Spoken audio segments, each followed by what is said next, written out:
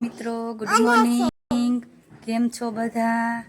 કે જય શ્રી પેલા જય શ્રી એ પછી કરે પેલા તું જય શ્રી કૃષ્ણ કહે ગુડ મોર્નિંગ કેમ છો બધા પૂછ તો આમ પૂછ કેમ છો બધા પૂછ તો સારું છે બધાને પૂછ તો આવો બધાય રમવા માર ભેગા રમવા આવો કે ઢીંગી બતાય તારી ઢીંગી જો મારી ઢીંગી કે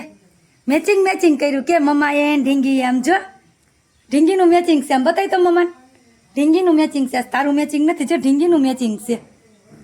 એ તારું છે સમજો સમજો મેચિંગ કે તો મિશ્રીને મેચિંગ બધાને મેચિંગ છે હાથમાં શું છે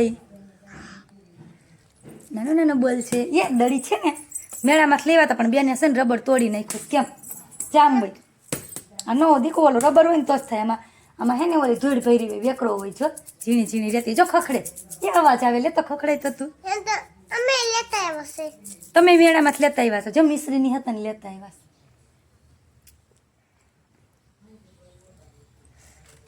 વ્યારા બેન જો ટમેટું ખાવા માંડ્યા છે અમારે શાકમાં નાખવા કાપ્યું હતું એક શીર વધી હતી તો વ્યારા બેન દેખી ગયા તે લઈ લીધું કેમ વ્યારા જો મરચાં તળાઈ ગયા છે અહીંયા બટેટા કારેલા ટમેટાનું શાક વઘારી નાખ્યું છે મેં જો મિત્રો તળે છે શાક હજુ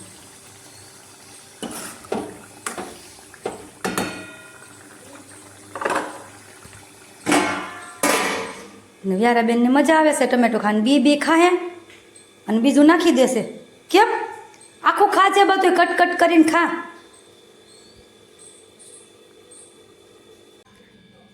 હેલો મિત્રો બપોરના 12 વાગી ગયા છે કારેલા બટેટા ટમેટાનું શાક આપણું રેડી થઈ ગયું છે જો મિત્રો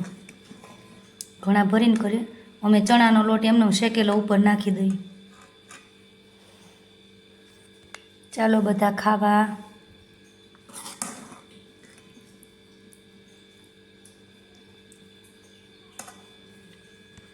કોમેન્ટમાં કહેજો કોને કોને કારેલાનું શાક ભાવે છે 25% લોકોને જ ભાવતું હોય કારેલાનું શાક પણ કારેલાનું શાક શરીર માટે સારું છે કારેલું ખાવું એ તો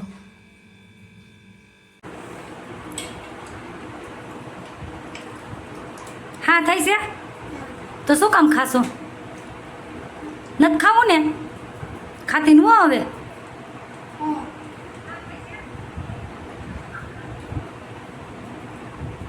બસ હવે ખાતી નહીં હવે નથી ખાવી ને નથી ખાવી હા થાય છે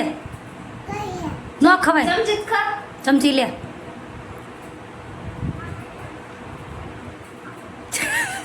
લે ન કરાય ફઈને ડીગા